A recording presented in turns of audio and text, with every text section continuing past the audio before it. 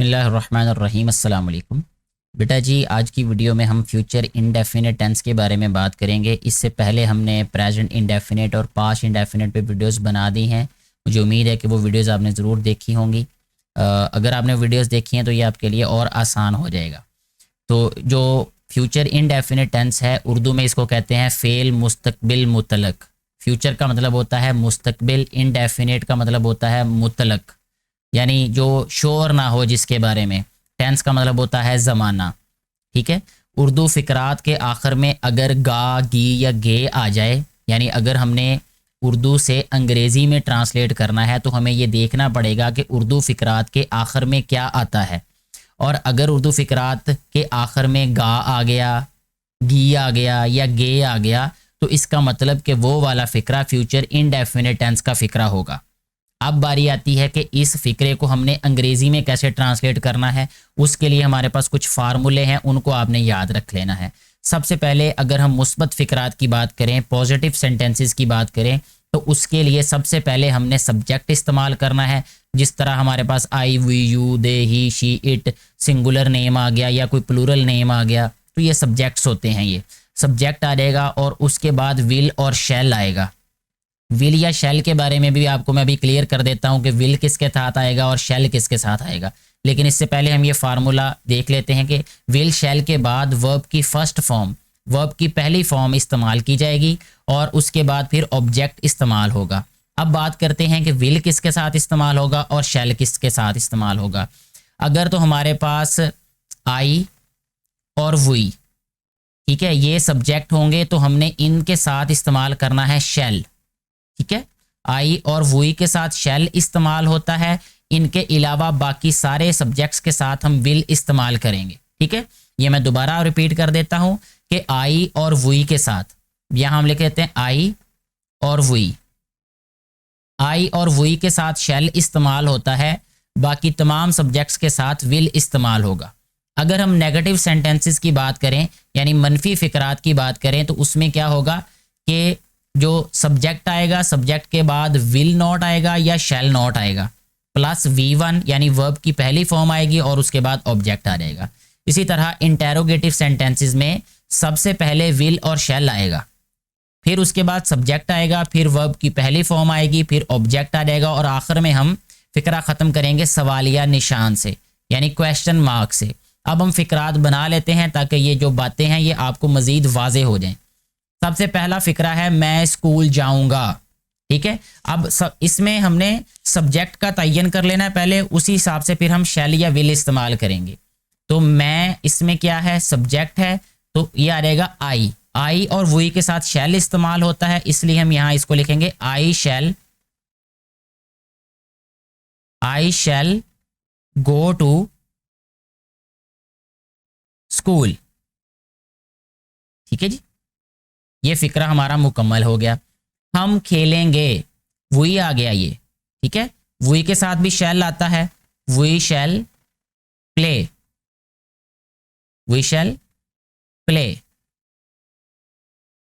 इसके बाद तुम पानी पियोगे। अब इसके बाद आ जाएगा यू विल ड्रिंक वाटर।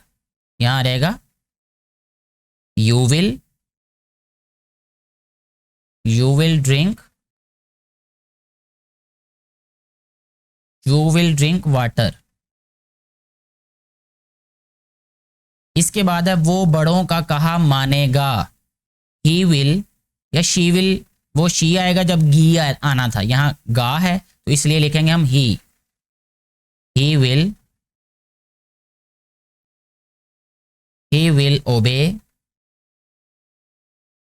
ओबे, the elders.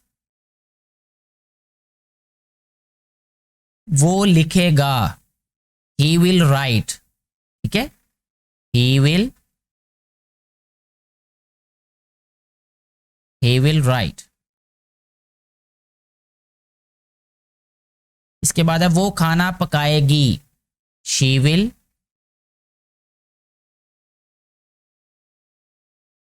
Will cook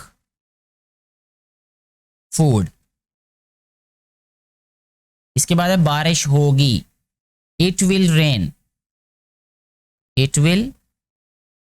rain.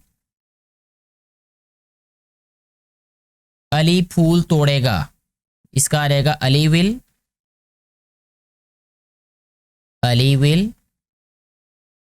Plug, Ali will pluck the flower, Ali will pluck the flower. तो इस तरीके से हमारे जो पॉजिटिव सेंटेंसेस हैं वो मुकम्मल हो जाते हैं।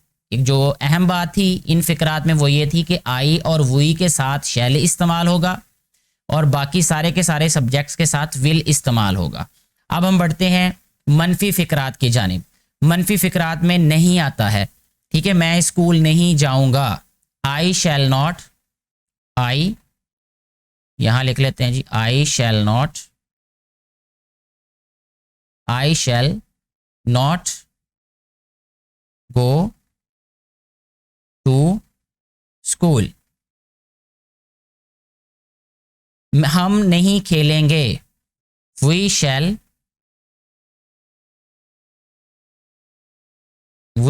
Not play. तुम पानी नहीं पियोगे, you will not drink water.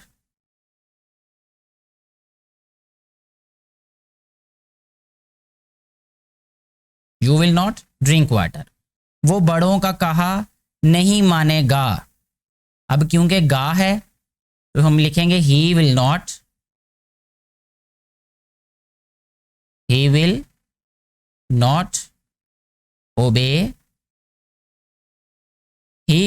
obey the elders. इसके बाद है वो नहीं लिखेगा, he will not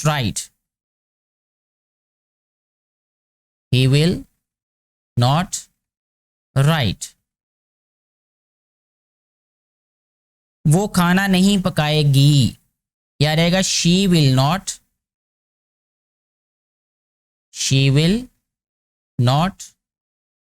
cook food, she will not cook food. इसी तरह अगला फिक्रा है बारिश नहीं होगी, it will not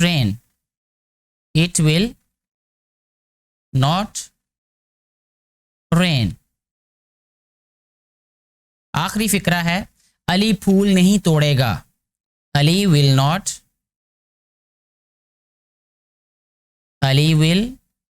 not pluck the flower.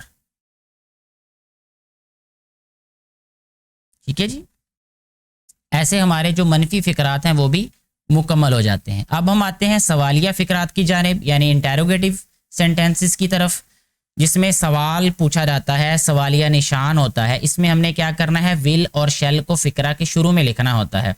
क्या मैं स्कूल जाऊंगा, इसमें क्योंकि सब्जेक्ट है मैं, आई है, क्योंकि आई वाले फिक्रे में शैल आता है तो शैल पहले लिखा जाएगा, उसका एस कैपिटल आ रहेगा। शैल आई गो टू स्कूल, और फिर सवालिया निशान आ गया। क्या हम खेलेंगे, shall we play,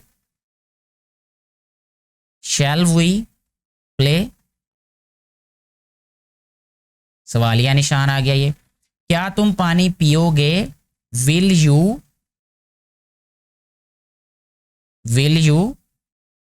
drink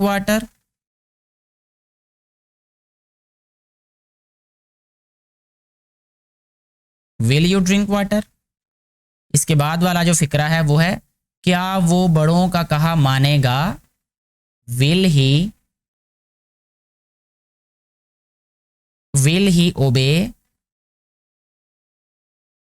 obey the elders,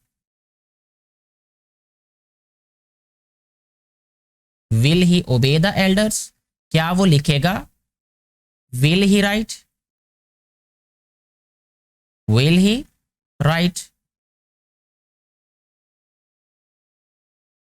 फिर है क्या वो खाना पकाएगी, विल शी कुक फूड,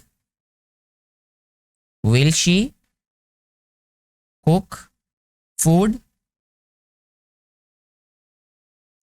फिर है क्या बारिश होगी, will it rain, will it rain. आखिरी फिक्रा है क्या अली फूल तोड़ेगा, will Ali pluck the flower, pluck the flower. इस तरीके से हमारे जो सवालिया फिक्रात थे, इंटेरोगेटिव सेंटेंसेस थे, वो भी मुकम्मल हो जाते हैं। मुझे उम्मीद है कि ये सारे फिक्रात, सारे सेंटेंसेस आपको अच्छे तरीके से समझ आ चुके होंगे। और सजेशन ये है अच्छे तरीके से इनको सॉल्व करने के लिए कि आप फार्मूला अच्छे तरीके से याद करें और ज़्यादा से ज़्यादा फिक्रात की प्रैक्टिस करें।